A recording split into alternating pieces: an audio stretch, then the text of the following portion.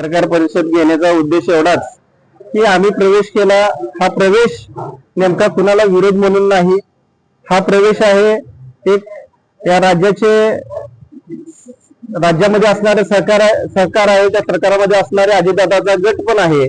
त्या अजितदादा गटाचे सरकारमध्ये असताना या तालुक्यात कुठलाही कार्यकर्ता नव्हता. 1 वर्षाचा कालावधी असाच गेला. तर अजितदादाच्या माध्यमातून विकास निधी उपलब्ध होईल आणि विकास निधी या तालुक्याला आपण आपला तालुका पुढे नेऊ शकतो, हा उद्देश ठेवून आम्ही प्रवेश केला.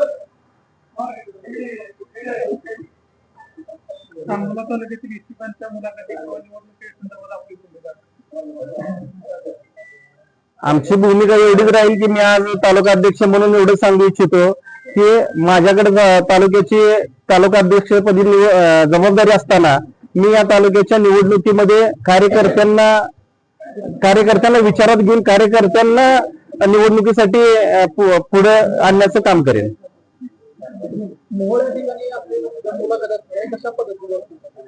मोहोळ येथे मुलाखत असणार आहे. आपले बाबा इच्छुकांची मुलाखत असणार आहे की जे जिल्हा परिषद आणि पंचायत समितीला इच्छुक कोण आहेत त्याच्या संदर्भात त्यांच्या मुलाखती घेणार आहे.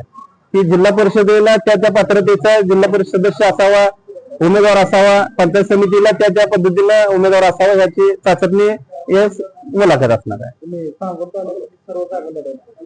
आता आज तुम्हाला तुमच्या माध्यमातून जशा वरिष्ठांच्या सूचना आहेत त्या पद्धतीने एवढं सांगू इच्छितो की 21च्या 21 जागा लढवण्यासाठी आम्ही तालुक्यामध्ये चाचपणी करणार आहे.